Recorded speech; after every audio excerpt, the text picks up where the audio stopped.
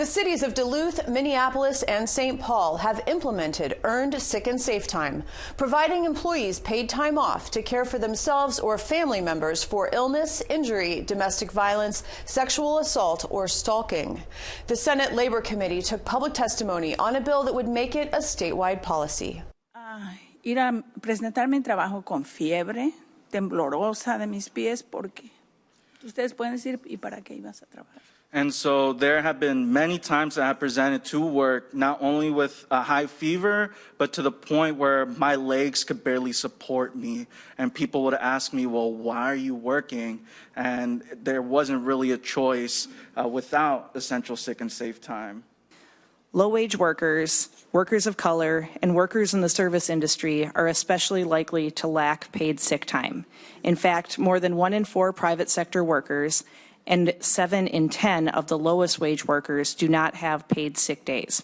This is going to stop us from offering paid vacation time, bonus perks, free or discounted meals, extra financial help when needed. Those dollars are all going to be tied up in this program. One-size-fits-all mandates have not exactly been great for the service industry nor small business because it creates an environment in which we cannot be adaptive to really work with our employees on best solutions. All of a sudden, we're being told what the best solution is rather than being able to craft a solution for that employee.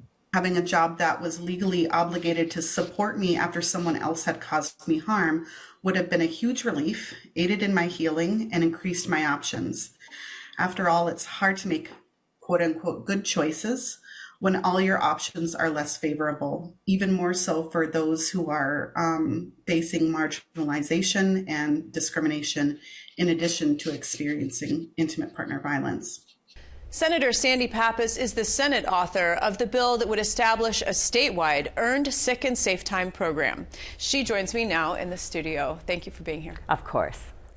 The Senate DFL is promoting both paid family and medical leave and earned sick and safe time. There are 2 different proposals, and you are the author of Earned Sick and Safe Time.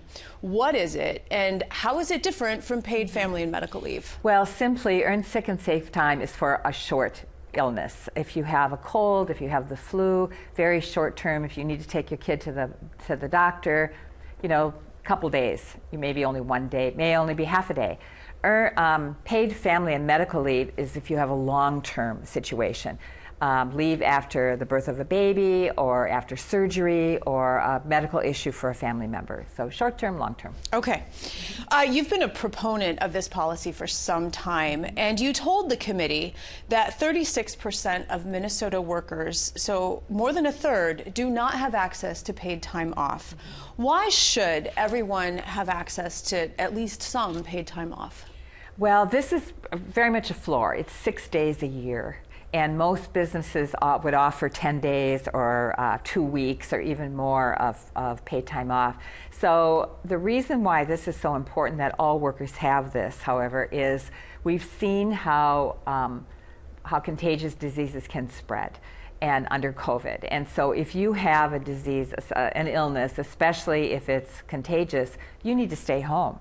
And for us as consumers, do we really want to be going to the grocery store, to the restaurant, have our children going to daycare, have our elderly in a nursing home having to be served by people who are ill and with the potential of that disease spreading? So it's really a public health concern. And so this is really then perhaps meant to help more people who work in service type jobs or hourly, certainly not full-time workers, because many people do have access. But this then, does this get all the rest of the workers and their part-time jobs and everything else? Yes, it does cover every worker and every business, because every worker can get sick, every worker can have a child that needs to go to the doctor, and so we really need to cover everyone comprehensively. At what rate does this leave accumulate? You said it's up to 6 days per year. Do you get to start accumulating at day 1? And is there a cap on how much leave you can accumulate over the course of your working? You do start accumulating on day 1, but by an hour basis. So by the time you've worked 6 weeks, you have 1 day accumulated. It's up to 6 days a year and 48 hours, and you can carry over part of that into the next year up to a maximum of 80 hours in the second year. So it's really not that much time, not like a full-time worker who gets 2 weeks of paid vacation and 3 sick days or whatever. Right. So here's an example. When I was in college, I worked in a restaurant, and if I was ill, I would call in sick. Maybe I would have to find somebody to cover my shift, or if I couldn't, maybe I had to go in for a short period of time. But if I didn't go, I didn't get paid. Right. If there had been earned sick and safe time, then I could, and I had the hours, then I could have had a sick day and I would have gotten paid, but I wouldn't have got my tips. You wouldn't have gotten your tips, that's right. And so then that but you wouldn't be going to work sick because maybe you needed those that paycheck or even those tips to make your rent. So I can't help you with the tips, but I can help you with your basic salary. Does the responsibility for paying for this fall on the employers, or does an employee pay into it? How does that piece work? It differs from paid sick and paid family leave. With earned sick and safe time, it is covered strictly by the employers. With paid family and medical leave, it's split between the employers and the employee, and it's more like an insurance program. So it would be withdrawn from your paycheck, and I'm sure you'll talk to other people about this, but it'd be withdrawn from your paycheck like workers' comp is or unemployment compensation. But earned sick and safe time, this falls on the employer, to establish a fund that would cover this. Part of the cost of doing business. Several small business owners did testify against the bill in its first committee stop.